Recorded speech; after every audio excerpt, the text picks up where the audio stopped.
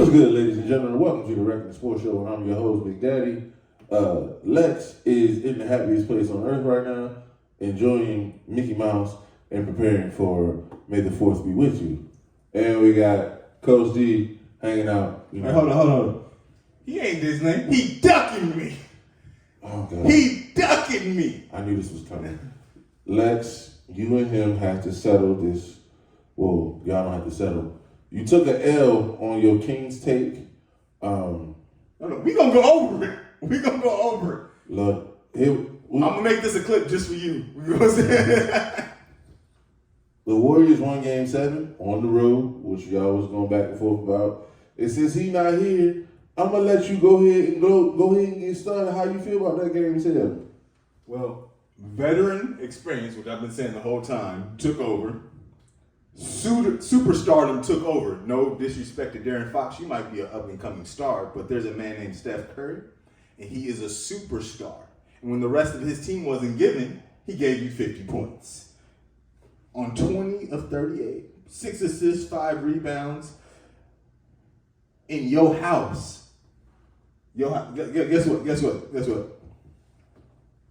He also... There was some acting going on between the two teams. Let me show you who. Malik Monk thought he was Dylan Brooks. And he went and said Steph Curry was old. So Steph said, if you're going to get your act on, I'm going to be LeBron James. And I'm going to give you these 50 points. Veteran experience, don't poke the bear. Malik Monk, immaturity, young team. Things I said to Lex. They were not ready. This team... Coach of the Year, Mike Brown, deserves it. Darren Fox, you've ascended to another level. Sabonis, I feel like he was doing the same thing pretty much in Indy. You know, what a good team. Keegan Murray's coming up. Harrison Barnes gave you consistency role player. You know, what he got. In the playoffs? Not in the playoffs, but in the Okay. regular season. Okay. I'm congratulating the Sacramento Kings on their whole season. Okay. And doing everything. And then, let's be real, you took the champs to 7. Great job. But like I told Lex, veteran experience wins. See, you're making me do this. And I got to take his position and fix this situation. It wasn't veteran experience, because veteran experience went 4 for 19. Oh, it did. Veteran experience went 5 of 16. The difference is the nuclear weapon that is Steph Curry. That's the difference in the series. But where's the nuclear weapon that's Darren Fox? De'Aaron Fox is not yet a nuclear weapon. Oh, he can be. He's No. But you have to mature to be that. No, De'Aaron Fox is he's a nice weapon. You know. But he is not on the atom bomb level. Look, let me tell you what happened. This is why this series went the way it went. In Game 6, Mike Brown went small, and he found something. And it worked, and the Warriors had no legs, and they got ran out the gym. He tried it again in Game 7, and they were ready for it. They slowed the game down offensively. Y'all played too fast offensively. And there was turnovers, there was mistakes, and as poorly as the Warriors played in the first half, and as great a shooting as the Kings had in the first half, the Warriors were only down 2. Yeah. And in the second half, when those shots didn't fall, and Steph was still being Steph, and the difference in this Steph and old Steph is when the 3 wasn't falling, I'm going to the cup. Mm-hmm. And they couldn't keep him from the cup. And then the other thing, I gotta give Looney a shout out. No. You got 10 rebounds in the quarter. You were doing, this is, sometimes you can become deer in headlights. They being the Kings wanted to play small. And when small wasn't working, Alex Len had been beasting this whole series. And for whatever reason, when Looney's killing them on the boards, they don't bring Alex Len back. They don't go back to a regular lineup.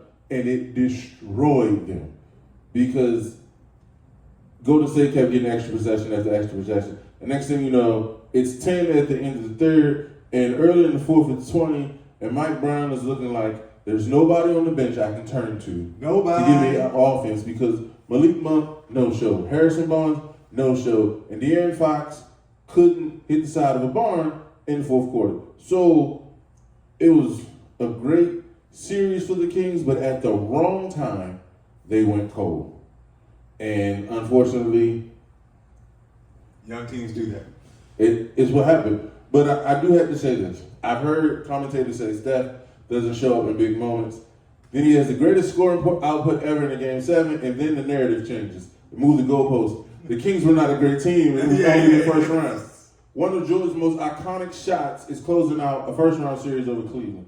Dame Lillard's 2 iconic shots are closing out first-round series. Better get this man his due. Now, there's been a conversation about where did Steph rank all time, because it was such a performance. Yes. It made you look at it all time. I'm going to say this. When discussing point guards, most people say he's not a true point guard. So by that logic, he's a 2 guard, but nobody wants to have that conversation. So what does he stack? I consider him a point guard. He doesn't do it the old school way point guards did it, but he is the sun in the Warriors' offensive system. He the general still. Everything works because of him. Even when he's not getting assists, he's creating shots because of the space he creates and the attention that he demands. When Steph Curry is on the floor, 6 eyes are on him at all times. And it opens up everything else for the Warriors. I don't know where you rank him, but we better enjoy him now, because when he's gone, when he retires, the game will miss him. You got him top 3? As a point? Mm-hmm. All right, let's go. So you gonna put Isaiah Thomas, Magic, Steph. I'm listing them top 3. Before we put it in order, I'm saying those top 3. Those are the top 3 for me. Here's my thing. And I know I'm going to get in trouble with some old people for this. I know a specific person who's going to get very angry when I say this. I think Zeke is so underrated, it's ridiculous. And the reason why I think he's underrated is because when you look at that team that he carried to 2 finals, it's not that they were scrubs. It's not what I'm saying. But they didn't have the talent that Boston had. And they showed they had the talent that the Lakers had. And he figured out a way. So I have Zeke and Magic like 1A, 1B. And if I'm going to be completely honest with you, Zeke is probably my 1A. Because Magic walked into an amazing situation. Magic had Chief, who's ranked top 10. He had big games, James Worthy, who they call big game for a reason. He had tremendous talent around him. And Zeke had talent, it just wasn't at that level. But this dude here, Steph, I don't know, man. I'm not ready to say he's better than them yet. But bruh, See, this is what you talking about, changing the narrative. Look, the playoffs are still going. Let them win another ring. The narrative changed. like it's, and you look at their Steph scoring, Magic passing, Zeke both. And defense. He was the head of the snake, but he wasn't a great defender. He was just willing to do what it takes.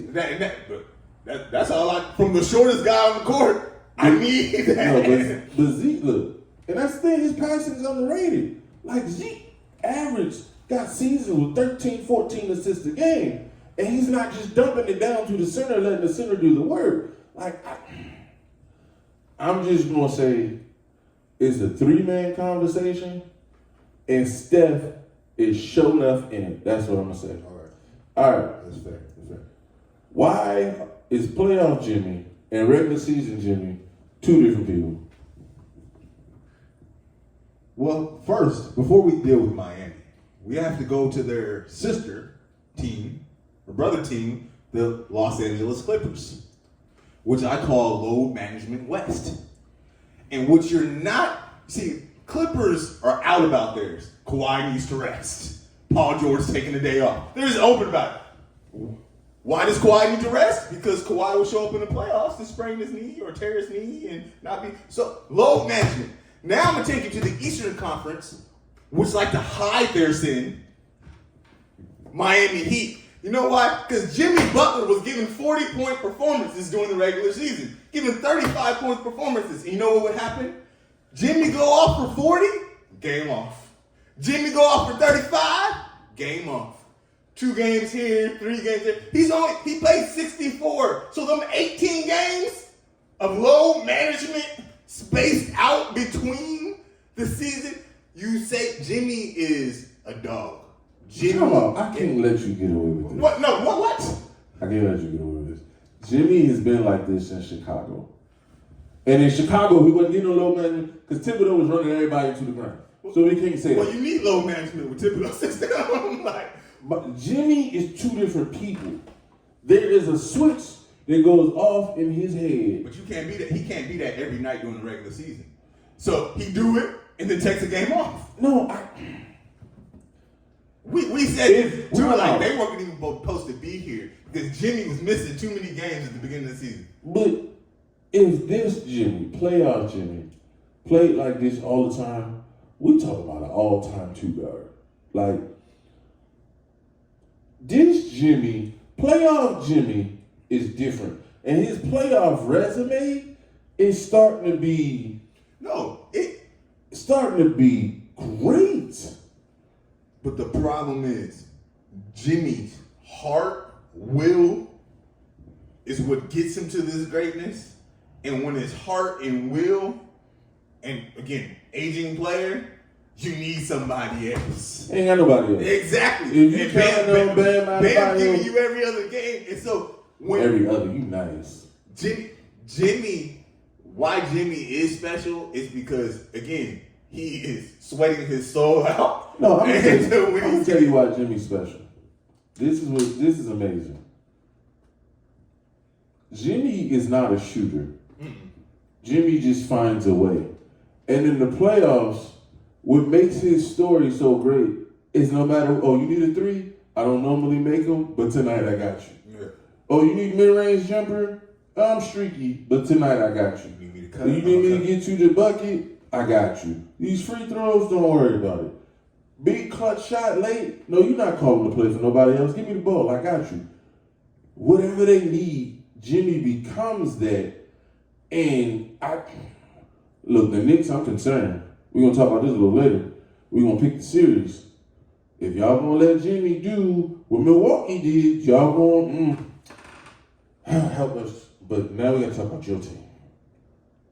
Your people.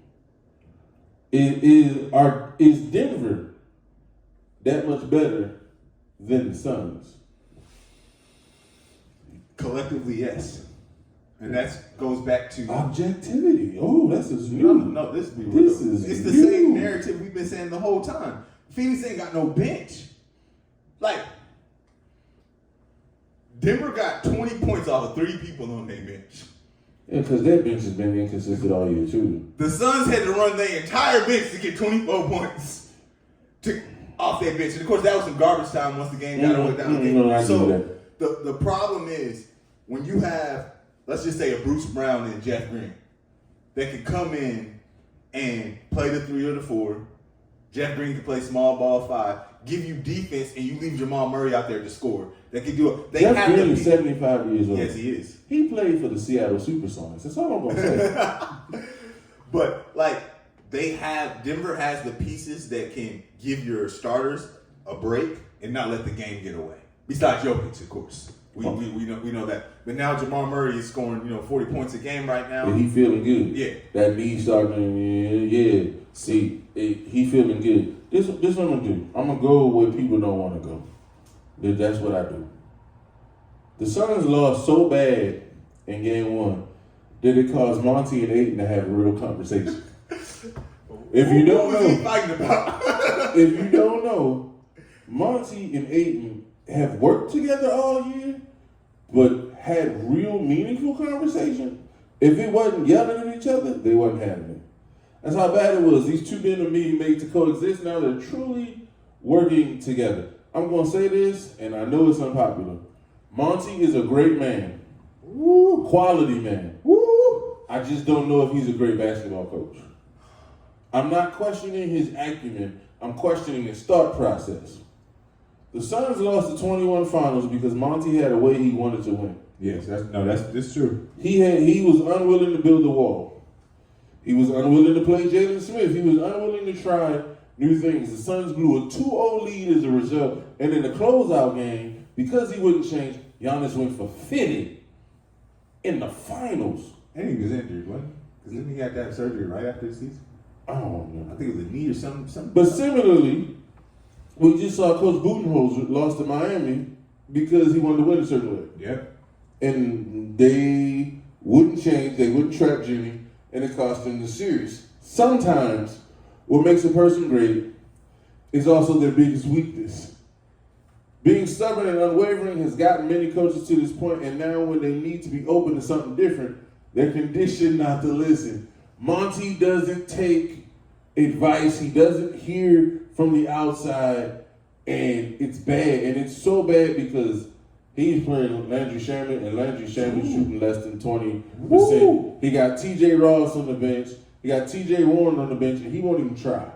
They just there. And the other part of Monty that nobody will talk about, and so here I am to talk about it, I don't think he's a great relationship guy. And what I mean by that is he and Chris Paul had problems in New Orleans when he was the head coach the first time. He has problems with Aitons. He had problems with Crowder. Now, let me ask you this. Couldn't this team use Crowder right now? Oh, yeah. No, definitely. And you know what's funny? It's a head coach problem because everyone loves him as an assistant.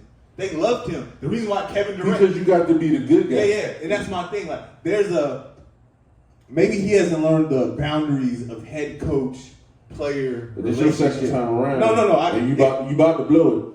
Because if they had Crowder, I'm not saying Crowder's a star, but on this team where they need minutes and they need rest, and Crowder could come in and give KD 10 more minutes with 15 minutes rest, spot here and there. And give them 9 threes, 9 points. And what's crazy is their relationship was so bad, Crowder forced a trade, went to Milwaukee. And then Milwaukee DMP'd him, and then he's like, I don't know what my role is. And this has been Crowder's issue his whole career. When he was with Cleveland, it didn't work because they didn't define a role. He's a very unique guy, and you got to be very specific with what you want from him. So I'm not blaming it all on Monty, but if you're the head guy, you gotta massage this stuff. You gotta make it work. And then you playing Chris Paul like he's 25. If Cam Payne is your backup point guard, why aren't you playing him? Because you put him in at garbage time. Campaign injury, coming off an injury. He is, and I'm not saying he's great, but Chris Paul cannot be playing plus 32 minutes a night at this stage. He can't. And Landry Shamet is not the answer. No help. Barring, I don't think Chris Paul probably is going to be there after this season. You can't do it. But let's just say you bring this team back next season, barring KD's health and some great off-season help and some minimum contracts and stuff like that, I think Suns can definitely make a run for the championship. But the problem is you can't do that with no bench. And you sacrificed your entire... at this point, it almost would have been, seeing how the West is shaking up, you might as well have kept everybody. You might have gone further. We could argue that. Just for this season. Not saying KD ain't worth it, but... But look, I'm just going to go all the way there. I don't think Monty's the guy to lead. I don't think Monty's the guy to put in the system that's going to utilize it. Like, he keeps trying to let Devin Booker bring the ball on, and it's just turnover. No. He's not a playmaker. He's better than what he was, don't get me wrong, but he's not a playmaker. Okay, so the stuff they running for KD, they ain't running them. KD is like, oh, these are my favorite spots. I'm going to go get shots. Booking y'all get out the way. And to be fair, they haven't had a lot of time with him. No, he got hurt with that awkward ankle injury in the warm-up. So I want to be fair to Monty. I don't see it. I'm not saying he your boy Chris Finch up in Minnesota, who Lord knows he need to go. I'm just saying if Monty gonna stay, Monty got to make adjustments in how he does things. Because even though the team is limited, it's limited even more by his lack of vision. No, that's real. I think next season, no matter what, he on the hot seat. Like you gotta make it to the finals again, at least the Western Conference Finals. Your team has to have an identity, and I know the new owner is very big on that. The Phoenix Suns having identity, moving forward, having a new face. Besides KD, they want. He's very big in the development as well. Y'all should have some people coming up. Y'all ain't got nobody coming up because you gave them all away. So No, I look. Well, we're gonna talk about picks later, but Let's just be honest. You basically said Denver winning the series. I got Denver in 6. Then you being nice. I got Denver in 5. Gentlemen sweep. All right. Moving from the NBA. Well, real quick before we go, we gotta talk about this. Philly just went up 1-0 over the Celtics. Woo! And James Harden turned back the clock. Now, we watched the game together, and I'm sitting here saying, like, he's throwing up bricks, and he keep thinking he can do the step back, and he's like, wait till they get a rhythm. Wait till they get warmed up. I now know why James Harden doesn't look the same in the Philadelphia uniform, and it's because his usage rate is not plus 35%. Because I watched him in a playoff game against a team that's clearly better than them go for 45 and look like old James Harden. Not with the burst and the step, but once he got warm, they couldn't stop him. 50% from 3. Like, they couldn't. And so, I don't want to project too far because this series is still going on. But I think what he just showed is if you put me in a situation with a ball in my hands, I still can be that guy. He's like, I got 2 years. Yeah, because honestly, I thought he was fit to become basically like a lesser Westbrook, like 15, 8. Because he do a little bit of everything, but I thought he was going to have to like accept a lesser role. He came out in game 1, like, if y'all let me, I'm still that man. And let's be real. Like, if we go over Harden's track history, when it was just Harden, Houston was doing well. And he was the guy, and then you throw out to Eric Gordon or PJ Tucker. And then you transition, and Capella was there, I think, in the early days of Capella. Then we add Chris Paul. Well, Chris Paul don't get the ball in his hand, but he a floor general. No, he need the ball. He ball dominant. He is. Well, he's not the scorer. I say like no, he defer on scoring. So that didn't work. Then we go to Westbrook and give D'Antoni some props. He made that. He tried. He made that work. All right. Then you leave Houston and you go to Brooklyn, where it's supposed to be this. It's supposed to be, KD have a night, Irving have a night, I have a night. You had the hamstring injury. I give you all that. So, but his best performances, besides being in OKC, what you want off the bench, are by himself. Yeah. Giving space. This is what I'll say though. What James did in game 1, I give you props for. I've seen James do this in game 1 before. If James is going to submit that he wants a new deal and top money in his own team again, he got to close it out. Because we've seen James in closeout situations struggle. Like, struggle historically bad. So, it was game 1. I'm happy for him. I think the Celtics were not expecting it. So, we'll see what the adjustment is. That's what I'm talking about. Let's talk about the Celtics, though. Let's talk. Because you won Atlanta. You did. But again, we talk about immaturity. A lot of teams do this, even veteran teams do this, where you downplay your competition. But even in some of the games you won, y'all let Atlanta go on these runs that you shouldn't let teams go on. So I'm gonna tell you why. And it's a structure problem. I like Marcus Smart. Don't get me wrong, I do. But when you don't have a traditional floor general to keep getting you in sets to, hey, we need to use more of the clock, or hey, this is the situation, it shows. And that's what happens with them. They'll be up and they're still running and jacking up threes and shooting too early in the shot clock. And now all of a sudden it's a long rebound and a kick out of the 3. And now they got a little bit of momentum and they come back. I think they should pay Michael Brogdon more. That's just me. But he got 34 minutes tonight. But let him lead. Let him. See, this is the problem. When Brogdon lead, he get injured. No, look. Brogdon came from Milwaukee. He came from Milwaukee. He was the second guy. Catch and shoot, perfect. Went to Indiana. You the point guard. Injured. When you have the ball in his hands too much, he get injured. He on a minutes restriction permanently. That's why going to Boston was perfect. No, but going to Boston when he don't have to start. He's been able to start. This is his first healthy season. I just think they need a guy who, okay, we got this lead. Now let me show you how to close it out. It's like almost like baseball. We got the lead, bring in the closer. They need a closer, and it's supposed to be Tatum.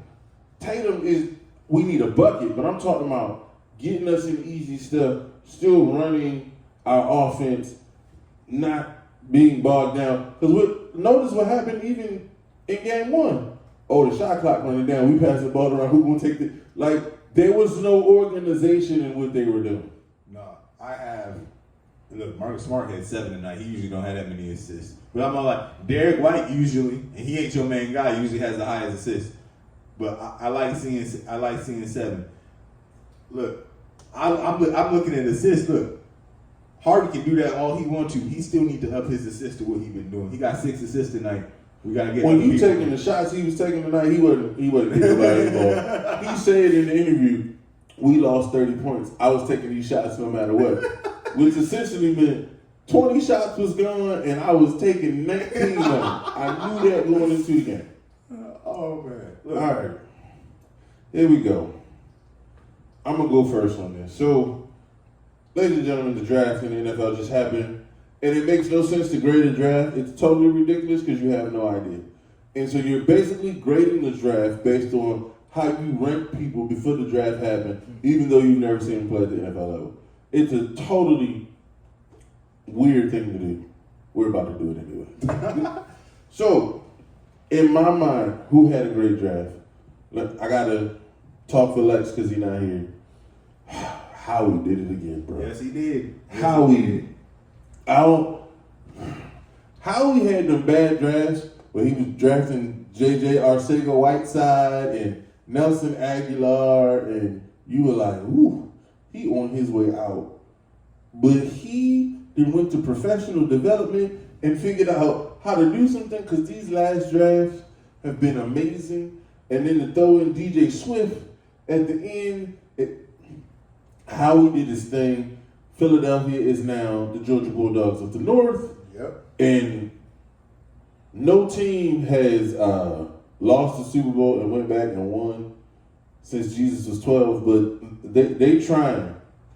They trying. And no, Philly, when you look at this all defense, nothing too flashy. We got our pieces. We only addressing needs. And I think a lot of teams go off of, oh, this is flashy. Let me pick this. How are we trying to get back to a Super Bowl? Look, and the other thing that they have established, and I love it, and I don't know why other teams haven't picked up on it, we're going to have a rotation on that D-line. Oh, yeah. That D-line is going to be fresh at all times. They got that from Chip Kelly. And we're going to hunt your quarterback. Look, you ain't going to be able to stop anybody in this league the way the rules are, but last year, they sacked the quarterback better than we've seen in a long time. They're going to do it again. But my team that stuck out to me for the draft is Detroit. And I know if Lex was here, Lex would be like, oh, they reached for a running back and you didn't have to. I get that. I get that the running back is devalued. I get that you think Gibbs may be there later. This is why I like the pick. Because I don't care what you think. If I'm Detroit, what I mean by that is if I have a guy rated that he's going to come in and change life on my team, other teams could have him rated as a second-round pick. No, that's if I rate him and I feel like in my system he's going to be great, I'm going to get it. I give you a perfect example. Dallas Cowboys got killed for taking Travis Frederick in the first round. Because they were like, oh, he'll be there in the third round. Maybe. They took him in the first round. He turned out to be an all-pro center. He would have went to the Hall of Fame had he not developed an illness. But he was all-pro. Like, he's the best center in the league while he's in the league. They took who they had value, where they had him value on their board, and then listen to other people. I like that Detroit said, we want Gibbs. We like what he does. And it fills two needs for them. One, DJ Swift was injury prone. And they was like, we not going to extend you nowhere, so bye. So they got it back. And they lost Jamal Williams, who scored a ton of touchdowns last year. But the other part is you can take Gibbs and put him on the slot. He can run routes. And so they like him. I like him. I think it's a great fit. The other thing I love about them is Hendon Hooker. Them taking a quarterback. Let me tell you, he tore his ACL. He won't play this year. There's no pressure on him. He gets to sit and just learn. I personally believe he has the opportunity to be the best quarterback of all the quarterbacks taken. Better than C.J. Stroud, better than Bryce. Lord knows better than Will Levis. So, and don't get me started on Anthony Richardson. So I like that. I like what they did. And then getting Brian Branch in the second round, the number one safety on the board, fell to the second round. Detroit needed defensive help, and they got it. I felt like Detroit had a very sneaky, good draft. And then, of course, as a Ravens fan, I got to tell you, we knew Zay Flowers was going, so I wasn't surprised by that. I do feel bad for my bad Patrick Queen. I think the Ravens are messing this up. Yeah. I would have picked up his fifth-year option. Yeah. And even though we drafted a guy at this position, I'm a depth person. Guys get nicked up. We playing 70 snaps. You know, a guy may need to pay 20, 25 snaps to get somebody a blow to keep him fresh. I'm fine with the draft pick. I just think we saw when Roquan Smith got picked up, Patrick Queen looked different. Yeah. And he played at a higher level. I know you can't pay everybody. I understand that. But his fifth-year option, and I say only is relative, is $12 million. I would have picked it up, and we would have dealt with long-term later. Would have gave ourselves time. Now he'll be a free agent in the offseason. He's probably going to end up walking. EDC's probably looking at it like a compensatory pick. Yeah. But I'm just thinking depth. But I love what we did with Zay Flowers. I love the Lamar's in the fold before mini camps and stuff. Yeah. That you get to work with the new OC. And as a Ravens fan, you can't help but be excited. Anybody else jump out to you in this draft? So, Ravens picked them up first. Offensive tackle. Late in the draft, offensive guard. But again, protect Lamar. He's been injured the last 2 years. Oh, that's the other thing EDC did. Thank you. Picking up, what's his name? Verhees? Late. Voorhees. Jason. Lord Jesus. Andrew Voorhees. They go and stash him. He tore his ACL at the combine, but still put up 38 reps on the bench. He's going way earlier if he doesn't tear his ACL. So this is a stash pick. He's going to be on PUP and an injury reserve. They know that. And then not this season, but next season, you're going to have one of the best offensive linemen in the draft. That's a sneaky good pick. Again, that adds depth. And if you've been watching football lately, some of this is attrition. Who can stay the healthiest, the longest, or who can get healthy the latest is how this works.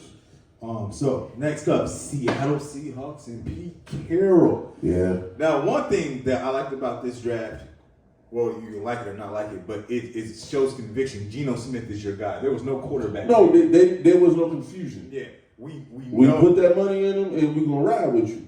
We also getting you help. Jackson Smith in Jigba, wide receiver, on the other side of Metcalf. DK Metcalf, and Lockett, Tyler Lockett. All right, so we're giving you help. We got I wasn't really big when I saw the thing. UCLA running back Zach Charbonnet. I wasn't. I'm not a huge fan.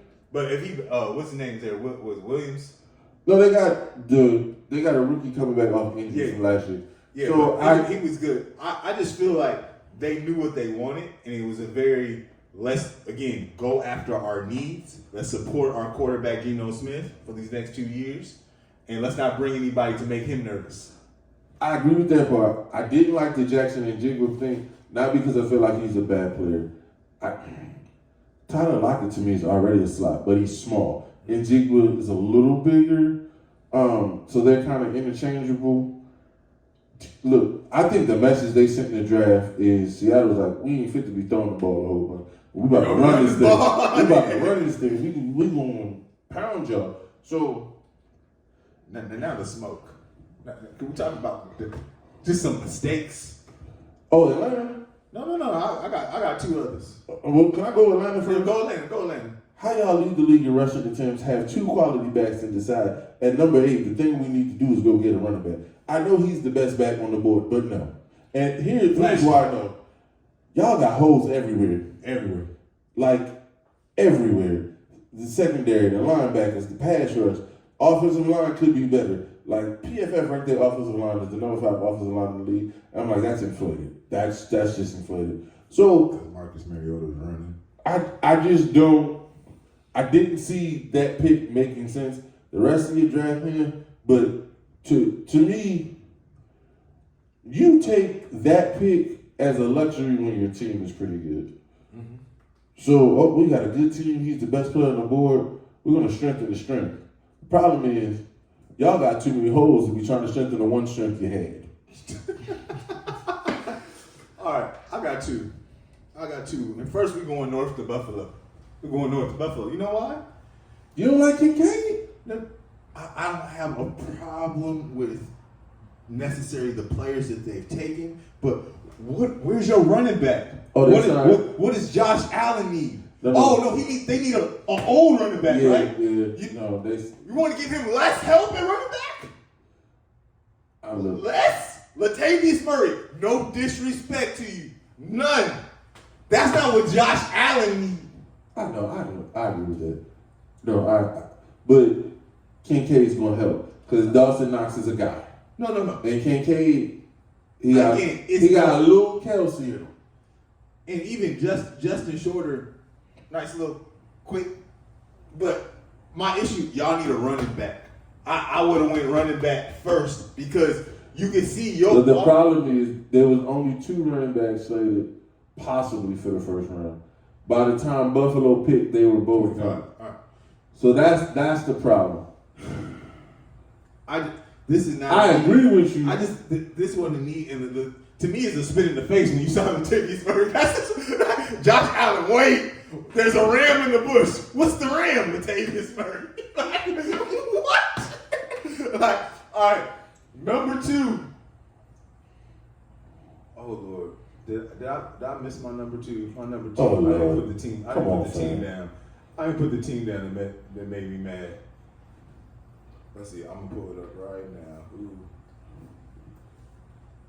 You can't copy and paste, family? Is that what's happening? Look, while he doing that, I'm gonna tell you who I feel like was the steal in the draft for value. Okay, the value for me is the Cincinnati Bengals late took Chase Brown from Illinois. I like Chase Brown. I like how he ran in college. I liked, he basically was the Illini offense. They didn't think he was going to run well at the combine. He ran better than what people thought. And for Cincinnati to get him, the only person in front of him is Samaje Perine. Yeah. And with their offensive line and the way they are, and look, when Joe Burrow was your quarterback, they can't put 8 in the box. Don't be shocked if Chase Brown has a nice year, especially for a 5th round pick. Yeah. He gonna have a nice year. And you got DeMar Chase and was it Hicks? Higgins. Like, what you gonna do? Don't forget about Boyd. They got great 3 receivers. I'm mad at Ravens. I'm also mad that the Steelers got Joey Porter Jr. as well.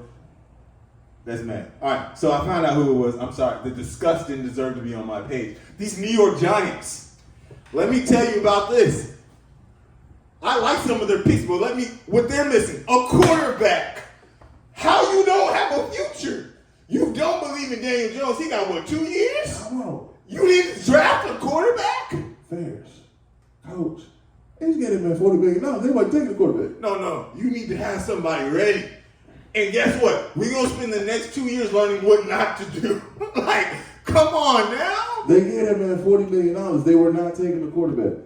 They're trying to build around him to help him. Help him. I hope there's a chaplain in part of these services. Come on now. While I respect Pete Carroll and I think what's his name? It's Jeff Snyder, I think, up there, the GM in Seattle. I respect y'all. Josh Snyder for Seattle.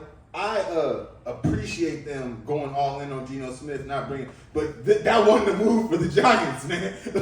Boy, Y'all it's did. too late. And once I give you $40 million, There's a third round where we can have some No. quarterbacks, and there's a fourth round where we can have some quarterbacks. Like, Like, see, look, this is what you asking them to do. Is be realistic. no, I done already said I do, but then talk about I need a side chick too. Look, you knew. Have you seen Married at First Sight? Have you seen Love Is Blind? Like, no, I'm just. You knew what your issue was before you look. When they put that $40 million on them, that was a commitment. And you know what I thought? I thought it was a 2-year commitment, and we're gonna draft third, fourth round quarterback. Nah, because that's undermining what you're trying to do right now. No, seriously, the same thing you said about Geno. Geno walks in knowing I'm the man.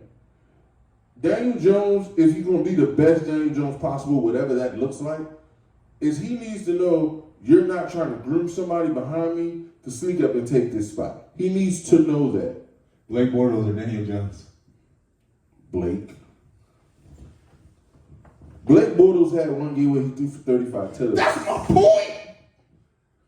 We know what Blake Bortles. We have the hindsight, and I feel like Daniel Jones is getting that block. He gonna have what? He gonna have a decent year this year. It's gonna be like, oh, maybe we need to extend him again. No, I don't even care if it was the 5th round. Y'all should have drafted a quarterback. Like, that's Look, like, y'all. I'm not saying Daniel Jones is great. I'm not saying he's the guy. He was good enough, barely, to get him to the playoffs. They're playing their offense where hide the quarterback, keep the quarterback out the way. But in his defense, who was he throwing to?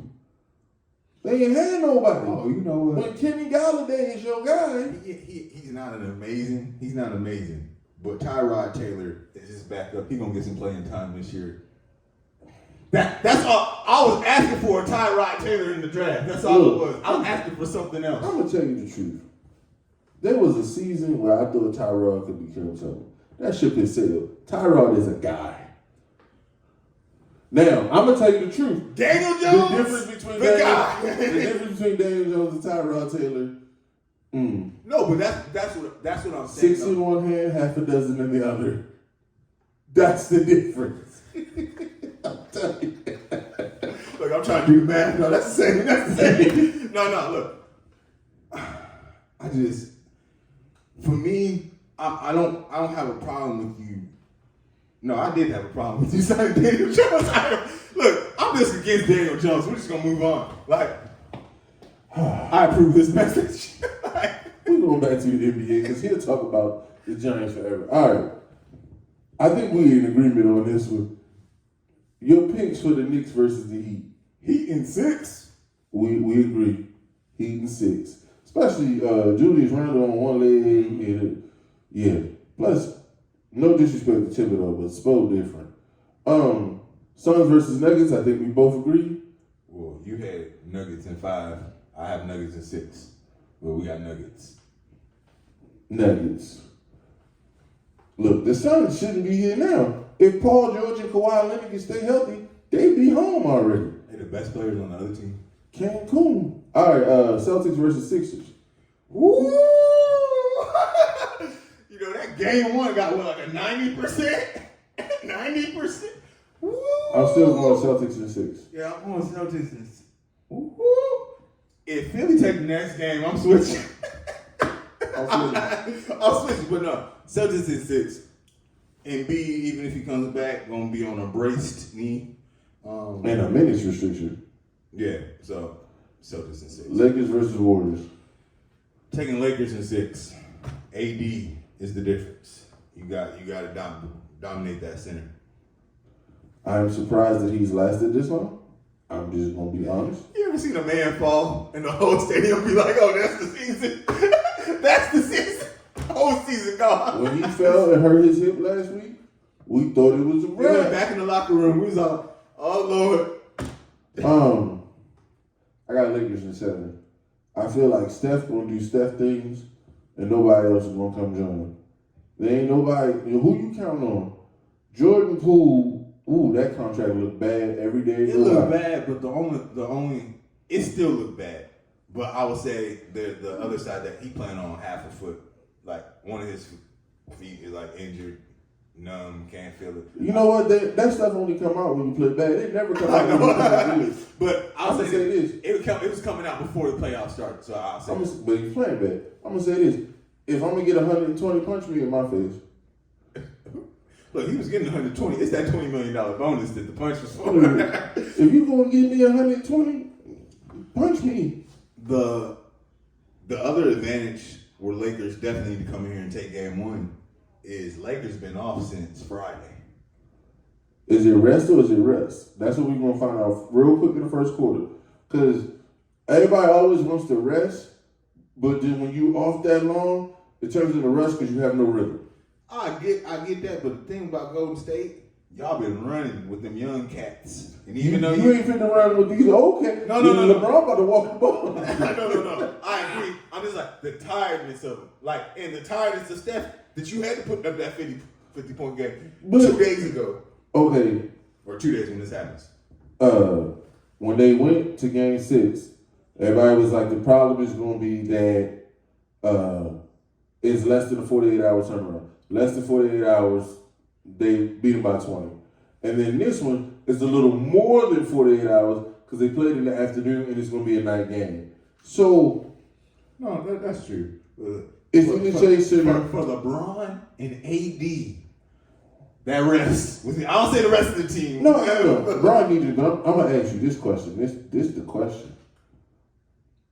Can Bron afford to lose to Steph again? Because see, here's the narrative. The narrative is if they never got KD, he wouldn't have won those 2 finals. So it's like KD won it, not really Steph won it. And then when Steph beat him the first time, Kyrie and K-Love was hurt. So is it more important for LeBron to win or more important for Steph to win? One, I feel if KD didn't join them those 4 championships, it's 2-2. I think Cleveland wins 2. I think the Warriors win 2. But going back to your question,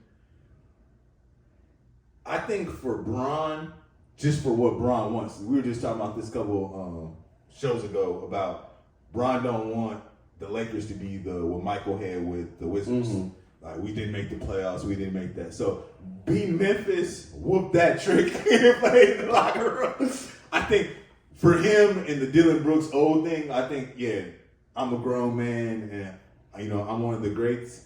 But for this, if he makes it to the Western Conference Finals, even if he loses, hey, I got in year 20, I led a team to the Western Conference Finals.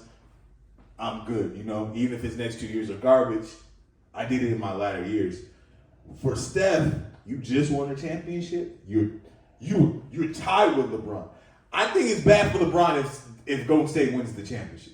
If Golden State goes to the finals and wins, it looks worse on LeBron. Because then it goes back to that, people was winning when LeBron was playing type thing. And Steph if Steph get 5, you ain't going to say he's better than LeBron, but Look, this is what I'll say. Steph getting 5 to me is nice, especially with this team not playing as well as it could be. But I think the thing would be to have gone back-to-back twice, I think it's a big deal. No, that's real. I think that's a huge deal. To have played in, we talk about the amount of finals LeBron played in. Well, this would be Steph's 6. And no, they've been in 6 already. Because he lost 2. So this would be 7. So he'd be in his 7 finals trying to win this. If he were to go back-to-back twice, that's impressive. And so, to me, if LeBron wins the 5th, if he gets it, yeah, it's year 20 and all that. But I think most people have him where they're going to have him. Either he's your GOAT or he's not. And him winning another title is not going to change that. I think what happens is if LeBron wins 5, I think Stephen A. said this. It's no longer, LeBron's the best. That's a fair argument. Jordan's the best. Fair argument. Whereas right now, there's a delineation like, no, Jordan is the best. You can have an argument, but Jordan's going to come out on top of this. For some people. I think it's closer to 50-50 than people want to admit. But I think if Steph gets that 5th, first of all, there are people still arguing he's not top 10. And again, championships are a team accomplishment, but if he got 5 and you've been to 7, that's going to be a conversation. No. You got 2 back-to-backs, that's going to be a conversation.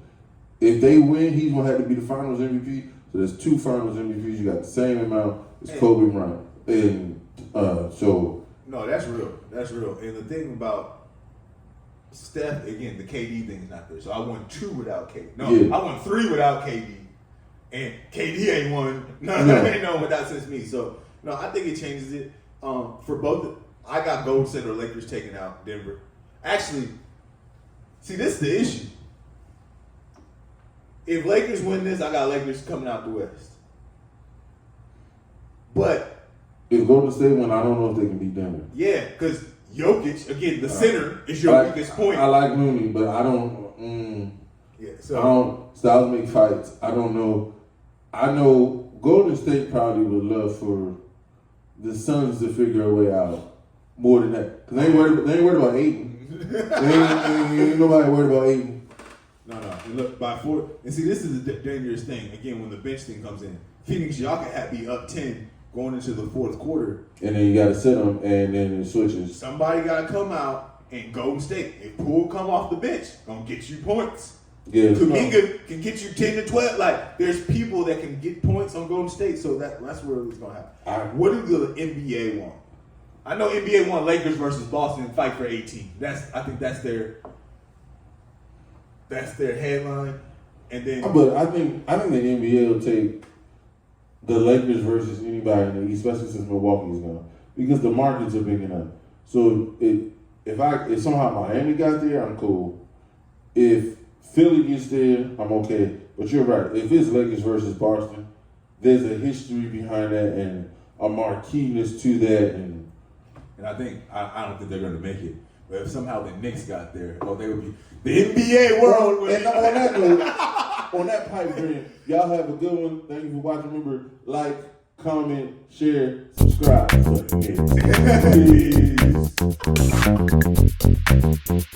Peace.